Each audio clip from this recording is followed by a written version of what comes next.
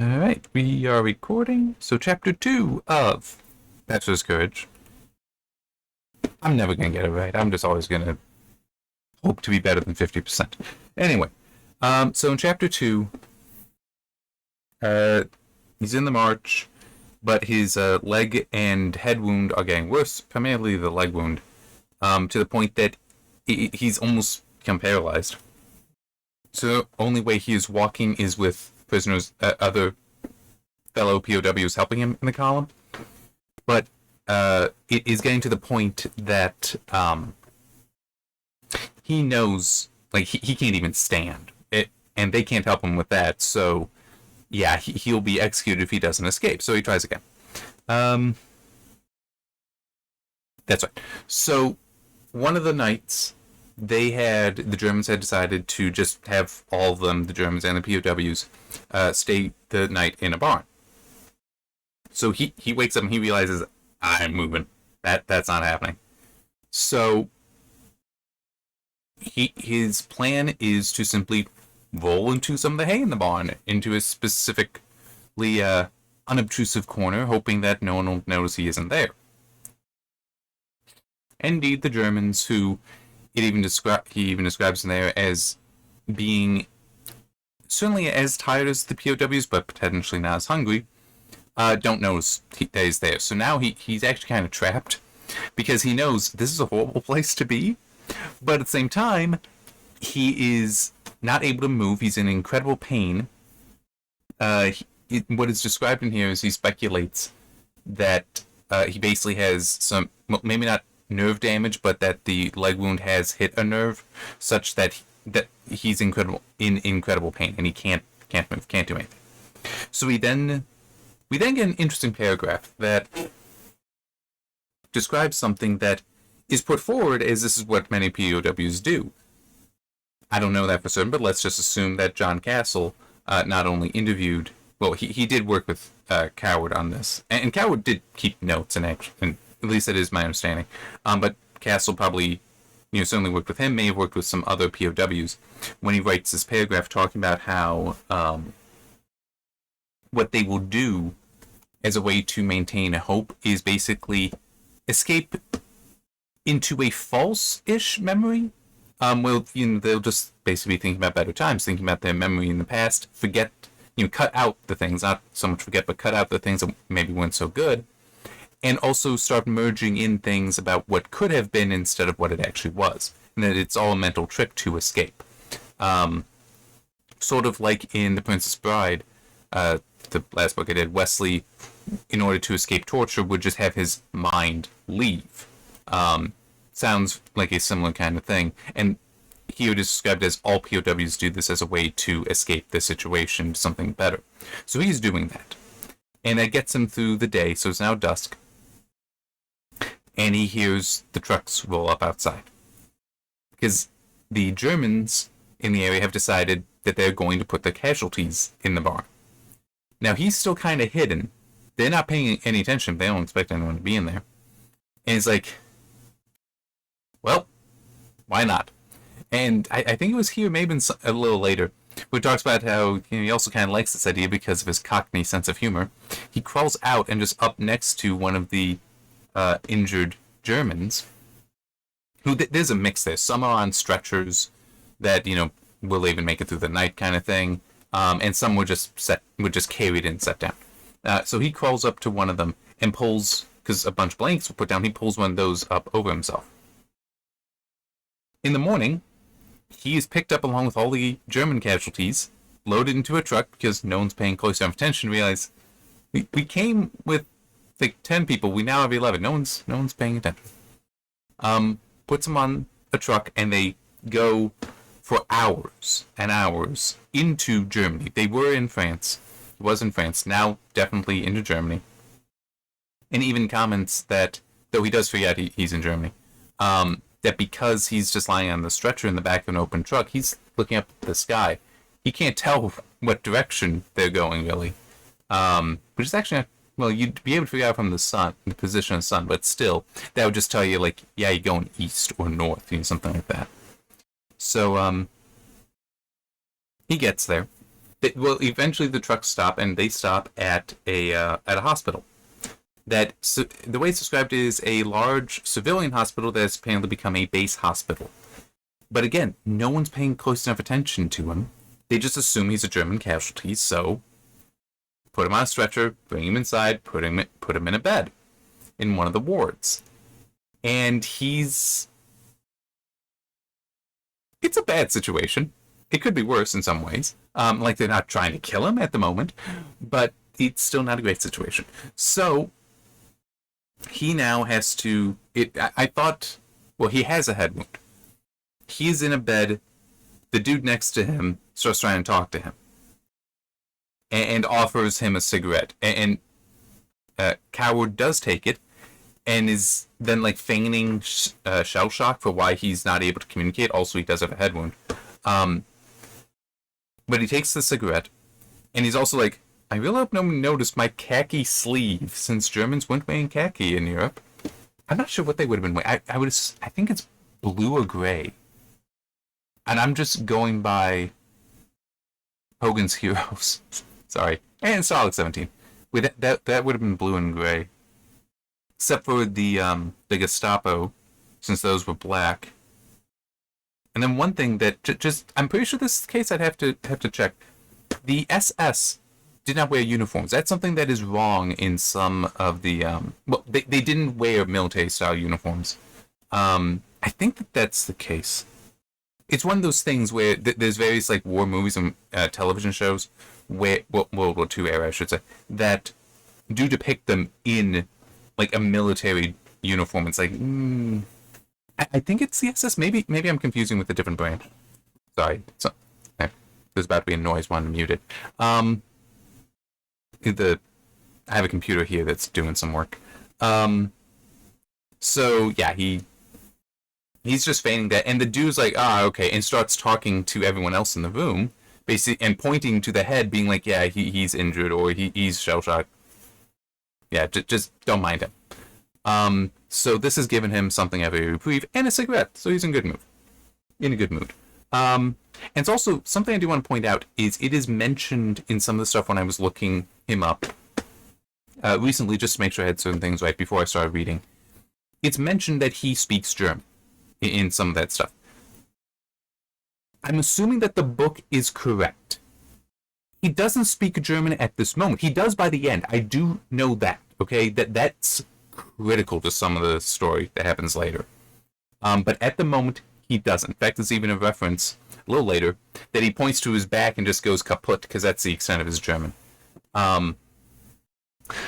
So while he's lying there, things are happening. Lots of things are happening. And he's just watching around, but he can't really interact with anybody. He doesn't know what's going on, all that. And then a cadre of people come in. Non-commissioned officers. Then these really tall officers. And everybody's dressed up. And then finally, this short, plump general comes in. And he is making some sort of stirring speech that gets everyone happy and say orderlies were coming in to just coming into the room. They shouldn't be in there necessarily. They're coming because they want to hear it. He has no clue what's going on, but it's like, okay. And then the general starts visiting the patients and pinning the Iron Cross on them. Now, I'm not sure where the Iron Cross is in the ranks of awards, but I did do one quick look. There is a lower class version of it there's different ranks to it. The lowest rank is basically you did something brave in battle. I'm not sure what that would translate to in any place, but to other medals, for example, that you may or may not be familiar with. But basically, brave act, you're getting it. The next higher up one, you need to already have that, but also you need to have more conspicuous acts of bravery. Anyway, the general's going around. And I almost forgot. He was also asked, what's his name? I don't remember the German, but it is written in there. It's one of those, yeah, if you know English, you will still be able to figure it out. Here, let me see if I can find it. Shouldn't be far from here. Der Name bitte. Well, der Namen bitte, I think is how you'd actually pronounce it. And it's like Namen, you can figure out that means name fairly easily. So he just makes up a name. But then is und number. Und Nummer? Something like that. So, and number. Again, that's not going to be hard to figure out if you just know English. He has no answer to this, and so he's just, like, kind of feigning that he has a head wound, which he does, but, feigning that he can't understand. Dude eventually walks away. When the general comes up, so geben Sie mir der Hand. Not entirely sure, but basically he ends up... well, the general just extended his hand, so it's like, please take my hand kind of thing, I'm guessing. So gives a limp handshake.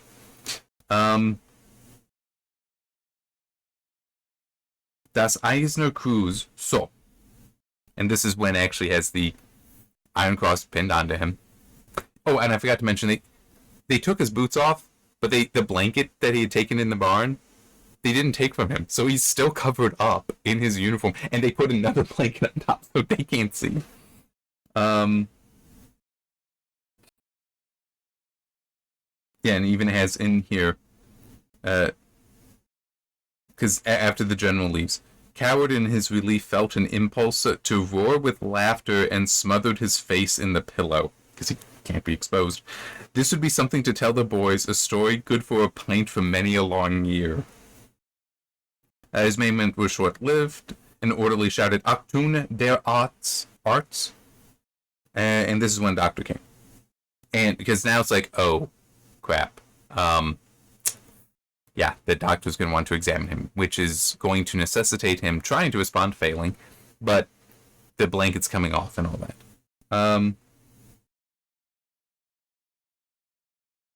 Yeah, when it was finally revealed, Coward continued to be Cockney, is how this is putting it. So the way it's also described in here is some mention has been made elsewhere of the mercurial temperament of the French and the volubility of the Italian. It should be recorded that these two races are as veritable Trappists in comparison with a German at full blast, and it's everywhere. Alright, the patients are upset, the doctor's pissed, he has orderlies and male nurses there, more people start coming in, when figuring out that this guy's British, all that. It is over the top. It's finally starting to calm down. And this is when he points to his back and goes kaput, which is the extent of his German at this moment, which pisses off the doctor again, and you gotta love this line, what he then does. And it's, the crowd drawing back from the doctor a few paces in alarm. Leaning forward as far as he could, Coward grinned at him and held out his hand. Be a pal, chum. Give me a fag. So this dude has such a sense of humor that he is pissed off. He's in a German hospital. He's a British soldier in a German hospital, and he is asking the doctor, who's livid, for a cigarette. Yeah. This guy does survive the war, okay? They don't eventually decide, we're just going to kill this dude, all right? He's not funny. They don't, no. He doesn't escape. As I recall, it is only at, like, the actual Germany has fallen kind of stage of the war that he escapes, so. Yeah, so now he's expecting that Germans will eventually come and remove him under guard. This does happen, but not the Germans. Instead, it's actually British soldiers that come. And their response, strap me. It's a sergeant major. Where did you get that Iron Cross, sir? Never mind that. Get me out of this loony bin before they cut my throat.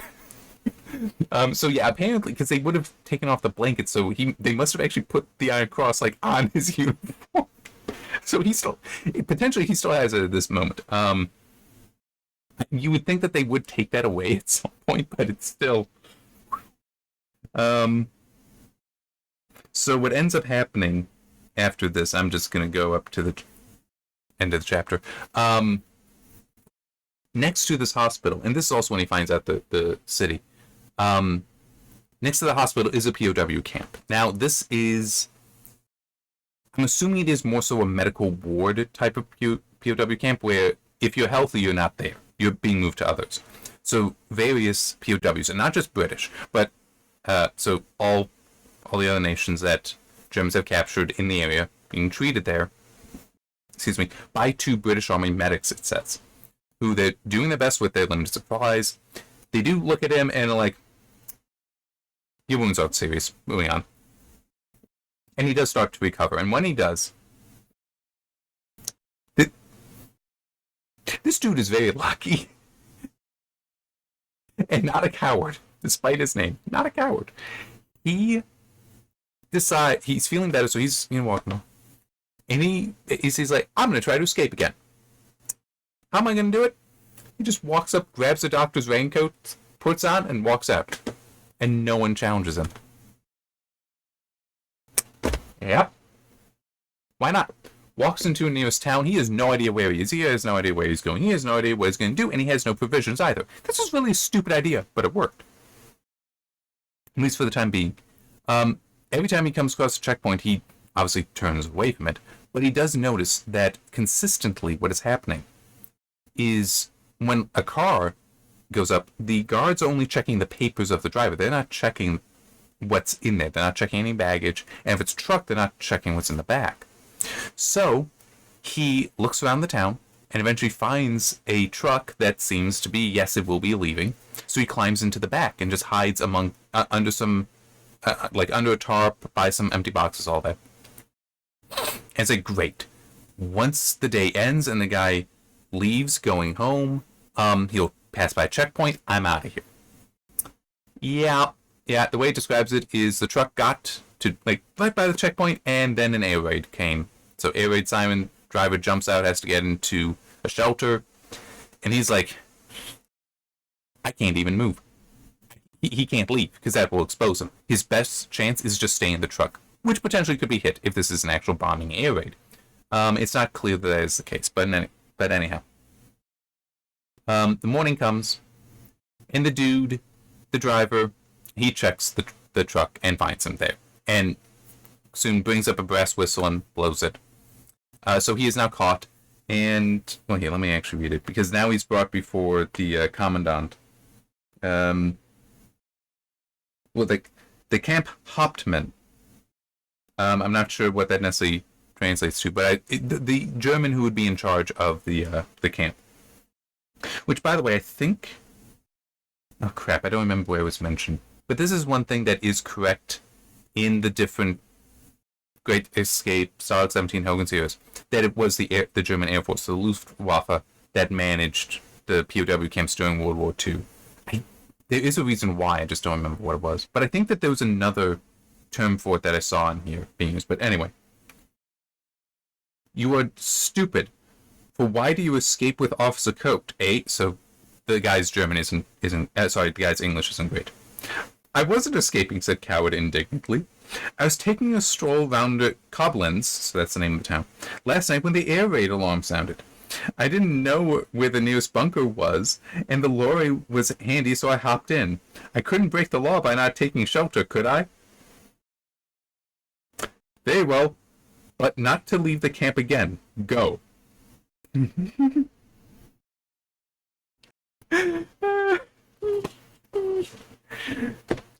Yeah, he's having adventure. And by the way, this is months after the Iron Cross thing. So I'm trying to remember what happens next. I mean, it's a fun chapter. I'd actually say this is a more fun chapter than the previous one. And partly it's just because, as I was saying in chapter 1, just the weird style of the time jump. Here it's more consistent, more linear. So it's like, it's ridiculous what this guy just went through. And it's not over. This is chapter 2 of 24. Which reminds me of something. I find it a bit interesting, the coincidence that looks like the final video, assuming I do one video per chapter, as I try to, this will actually end on July 4th. Which, he's British, but Charles Coward is also awesome. So it's like, I actually see it as kind of appropriate. Let's do it. But yeah, it's, I'm trying to remember the next, I mentioned in the book introduction that he does end up at Auschwitz III, the POW portion of Auschwitz. That's at the end. So this is going to be a different camp that he will be at first. I don't remember all of it, but the next camp that he gets to might be the one where they threaten a war crime against the POWs. They also do kill some Germans and dispose of the body in an bodies in an interesting way, interesting and effective. We find out some more about the Russian POWs, and also he tempts fate by